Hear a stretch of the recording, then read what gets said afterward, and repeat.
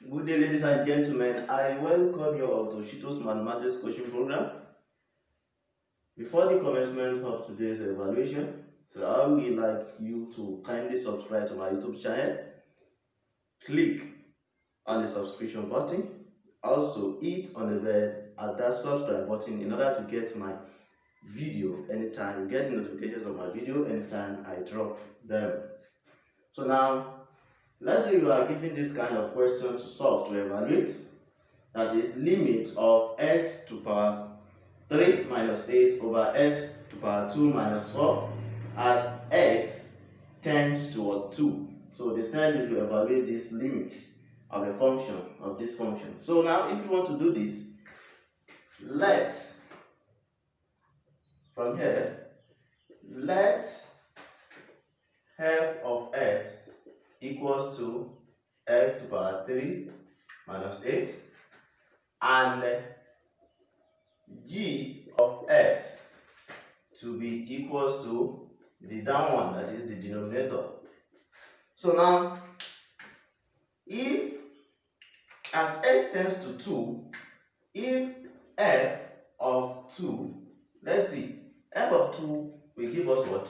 2 raised to power 3 minus 8, which is automatically 0.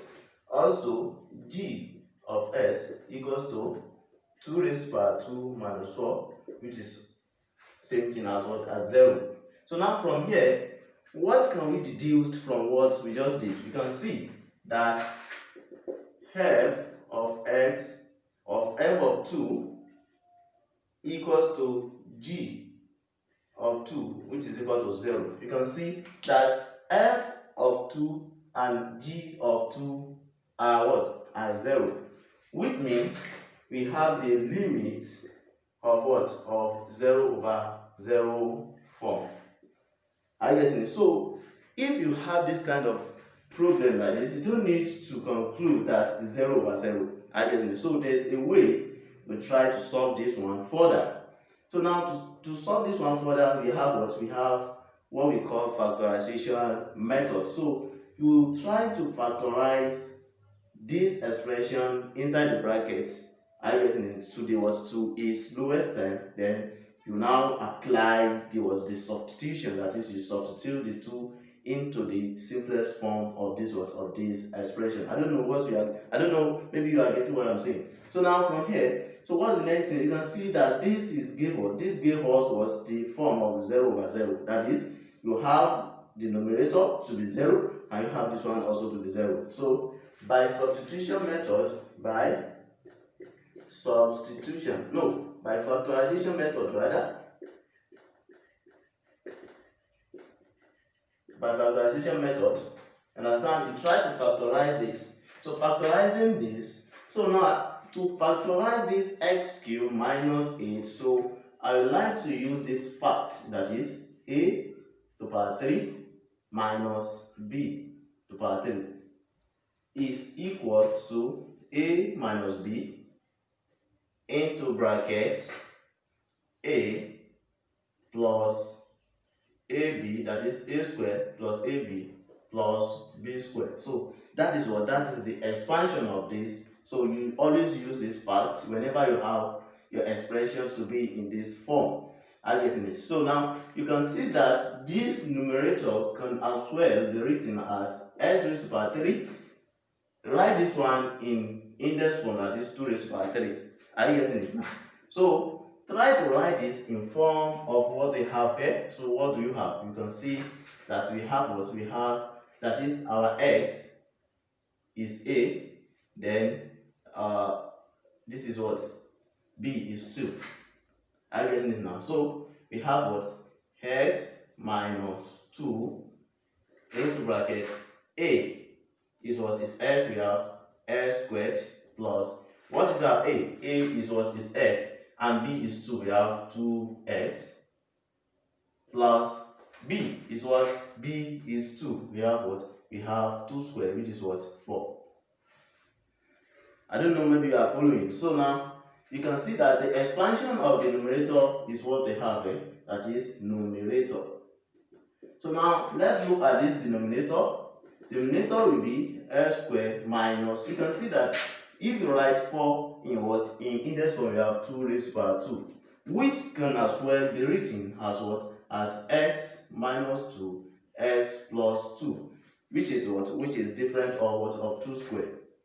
So now what's the next thing? We are now going to bring these values back into the limit, that is function, that we have limit as x tends to 2, x to power 3 minus 8 gives what? Gives minus 2 into bracket x squared plus 2x plus what? 4 over the down one, the denominator is here.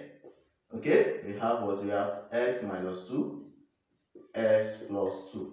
So what is the next thing? You can see that we have what? We have common factors from the both sides, that is numerator and denominator. So seeing this one, you can see that this one cancel this.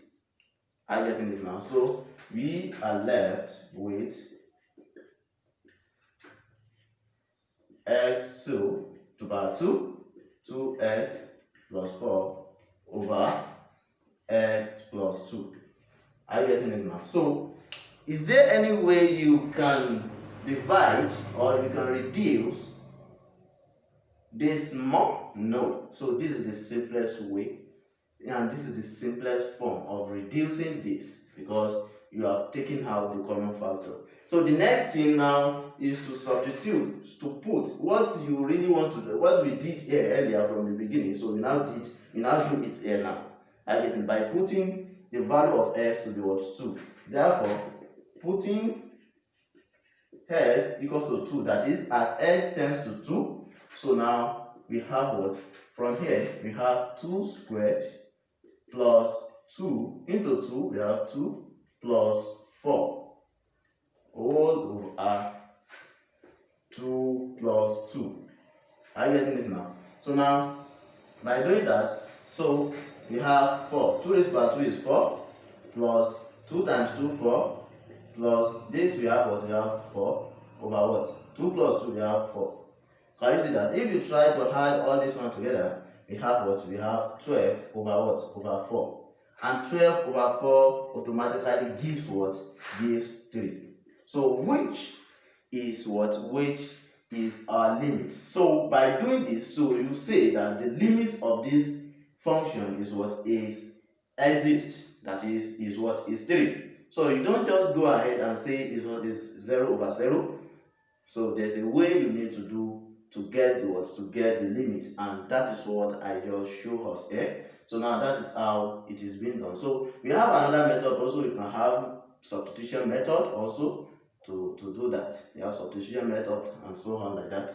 So now, but this one is what is factorization method. So when you have this kind of problem like this, you make sure that when you try to put the value of x into the both numerator and denominator functions, and you found that this numerator equals to 0, that is, you have something like this, that is, the numerator by putting x equals to 2 gives you 0, and g of 2 also gives you 0. It means you have the limit of the form is 0 over what? Over 0. Are you getting it? So by doing that, you don't just stop like that. So you go ahead by using factorization method. So to divide this or to reduce the functions to what? To its lowest term, then you now go back to the first what? The first approach by substituting the value of x, that is a value of x to what? To this equation, as in to this expression, and you get what? You get the value. So that is the end of today's lecture. So if you have any kind of questions or any question pertaining to what we just did, so you should not hesitate to ask me,